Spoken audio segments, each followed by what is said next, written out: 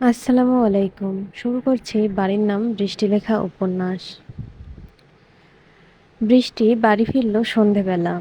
মা দেরি হবার কারণ জিজ্ঞেস করলে বৃষ্টি বলল, বন্ধুর সঙ্গে একটু মার্কেটে গিয়েছিল। এই মিথ্যের কোনো দরকার ছিল না। আবিরের সঙ্গে ছিল বললে অসুবিধা কিছু ছিল না। তবুও কেন মিথ্যে বলল সেটা ও নিজেও জানে না।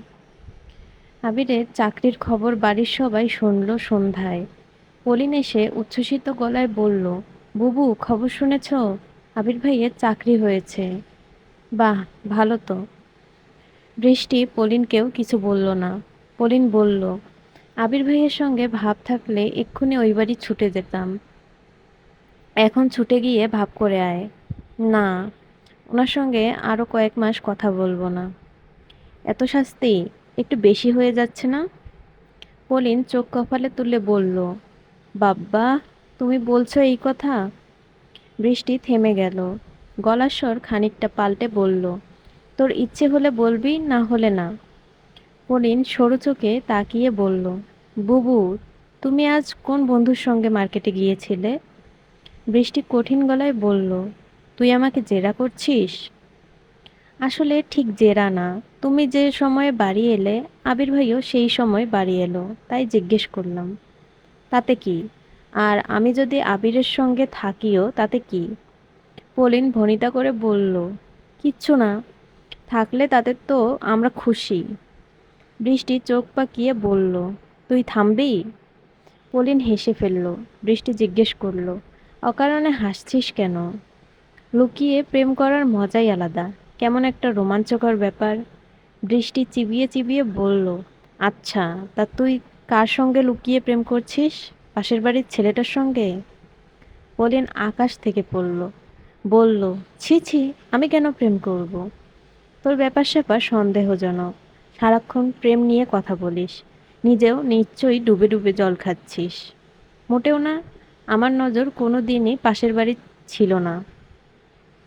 বৃষ্টি মৃদু হেসে বলল, এই বাড়ির দুই ছেলেকে বিয়ে করার ইচ্ছে যেন কার ছিল? পলিন চুপ করে গেল। বৃষ্টি আর কথা বাড়ালো না। আজকের দিনটা একদম অন্যরকম কেটেছে। সকালে বেরিয়েও ভাবেনি যে দিনটা এমন যাবে। পাশাপাশি রিকশায় বসে যাওয়া, সিনেমা হলে সিনেমা দেখা, এসব যে কোনোদিন হবে সেটা স্বপ্নেও ভাবেনি। আতিফ আজ সন্ধ্যায় পড়াতে এসেছে। পড়াতে এসে খেয়াল করলো পলিন খুব চুপচাপ। আগের মতো 5 মিনিট অন্তর কথা বলছে না। পড়তেও মনোযোগ পড়াতেও মনোযোগ পড়ছেও মনোযোগ দিয়ে। পড়ার বিষয় ছাড়া কথাও বলছে না। ব্যাপারটা আতিফের জন্য অস্বস্তিকর। যারা সবসময় কথা বলে তারা যদি হুট করে কথা বলা কমিয়ে দেয় তাহলে যেন কেমন লাগে। আতিফ গলা খাকারি দিয়ে বলল, "হুম, কি ব্যাপার, আজ এত চুপচাপ? অন্য কোনো ফোন দিয়াচ্ছ না তো?" পলিন দীর্ঘশ্বাস ফেলে বলল, কি জ্বালা, আমি কথা বললেও দোষ, না বললেও দোষ। কি করব এখন? জিভ কেটে ফেলবো? না, সেটা করতে হবে না। যারা সবসময় কথা বলে তারা হঠাৎ চুপ করে থাকলে ব্যাপারটা বিপজ্জনক। কারণ তারা অন্য ফোন দিয়ে আটতে ব্যস্ত থাকে। পলিন দীর্ঘশ্বাস ফেলে বলল, আমি ভালো হয়ে গেছি। অনেক ভেবে দেখলাম যে ভালো হওয়া দরকার। কেন? ভালো হয়ে গেলে তাড়াতাড়ি বিয়ে হয়ে যাবে? আপনি আজ হঠাৎ এত কথা বলছেন? আপনি তো এমনিতে চুপ থাকেন। কি জানি, হয়তো তোমার সঙ্গে থেকে কথা বলা শিখেছি। আমার সঙ্গে থাকা মানে কি? আপনি তো আমাকে চোখ বন্ধ করে পড়ান, ভালো করে তাকিয়েও দেখেন না। আতিফ থতমত খেল। এই মেয়ে কথা কথা কোথা থেকে কোথায় নিয়ে যাচ্ছে। তাই বলল, আচ্ছা বাদ দাও, পড়ায় মন দাও।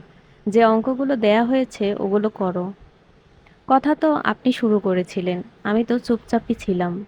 আতিফ অতি সন্তর্পণে দীর্ঘশ্বাস ফেলল। এই মেয়েকে নিজের অবস্থা ও কি করে বোঝাবে?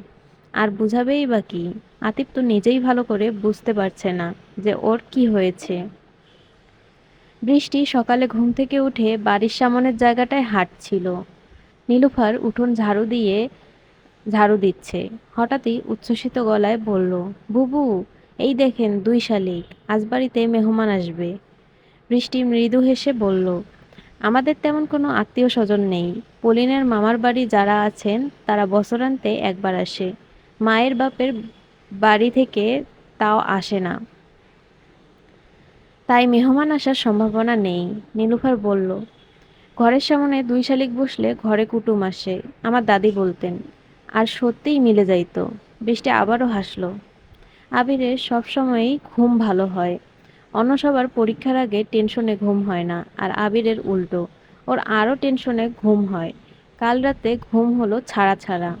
কালকের দিনটা মনে পড়লেই বুকের মধ্যে তেমন কেমন যেন ধক করে ওঠে। সে এক অন্যরকম অনুভূতি। ওর জীবনে কোনো দিন এমন দিন আসবে সেটা স্বপ্নে তো দূরের কথা, কল্পনায়ও ভাবেনি। একসঙ্গে রিক্সা করে গিয়ে সিনেমা হলে সিনেমা দেখা, ফেরার সময় আইসক্রিম খেয়ে আবারও রিকশায় ফেরা, সবটাই স্বপ্নের মতো। দুজনের কথাবার্তা তেমন হয়নি। সিনেমা হলে তো পুরোটা সময় সিনেমায় মনোযোগ ছিল বৃষ্টির। ফেরার সময়ও তেমন কথা বলেনি। আবির 2-1 কথা যা বলেছে তার জবাব দিয়েছে। বাড়ি ফেরার পর আবিরের মনে পড়ল যে বৃষ্টিকে একটা কথা বলা হয়নি। চটপট সেটা লিখে নিল কাগজে। পলিনকে দিয়ে পাঠাতে হবে। বিচ্ছু দুটোকে দিয়ে পাঠানো যাবে না। পলিন অবশ্য এখনো মুখ ফুলিয়ে আছে। কোনো ব্যাপার না। আবির ওর স্কুল যাবার পথে দাঁড়িয়ে থেকে কাগজটা ধরিয়ে দিবে। দরকার হয় কটা টাকা বকশিশও দিয়ে দিবে। পলিন নিশ্চয়ই অতটা ভালো এখনো হয়নি। আবির 1 কাপ চা খেয়ে হাঁটতে শুরু করলো। শরীরটা চনমনে লাগছে। রোদের তেজ কম। আকাশে মেঘ, রোদ্দুরের খেলা চলছে, তাই রোদটাও মিষ্টি লাগছে। গায়ে লাগায় কোনো সমস্যা হচ্ছে না। আবির কিছু দূর হাঁটতেই দেখলো এক ভদ্রলোক বাক্স প্যাঁটরা নিয়ে দাঁড়িয়ে আছে। এই পাড়ায় আগে দেখেছে বলে মনে হচ্ছে না। আবির একটু এগিয়ে যেতেই বলল, এক্সকিউজ মি, একটু শুনবেন? স্পষ্ট শুদ্ধ বাংলায় কথা বলা দেখে আবির ধরে নিল উনি এখানকার না। নিশ্চয়ই গুলশান বনানী টাইপ এলাকার লোক। এদের কথা বলার স্টাইলটাই অন্যরকম।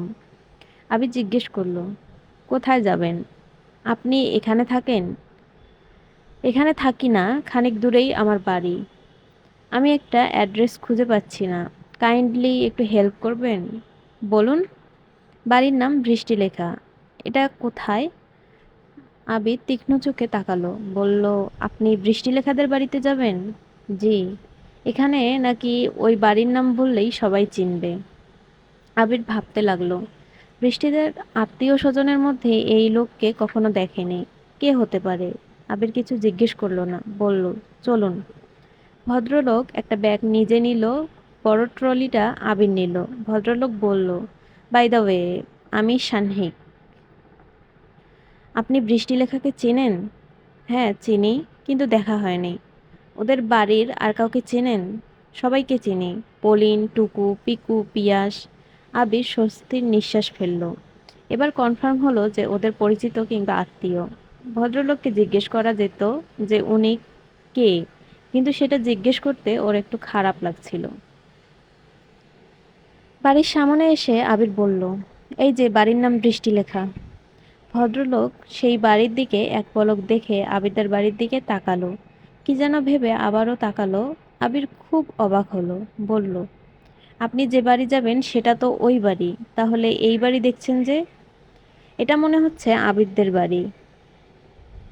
আবির বিস্মিত গলায় বলল, আবিরকে চেনেন আপনি? হ্যাঁ, বৃষ্টিলেখার আবির বলে কথা। চিনতেই তো হবে। আবিরের চোখে আগের মতো বিস্ময়, তবে ভদ্রলোকের শেষ কথাটা শুনে প্রাণ জুড়িয়ে গেল। বৃষ্টিলেখার আবির।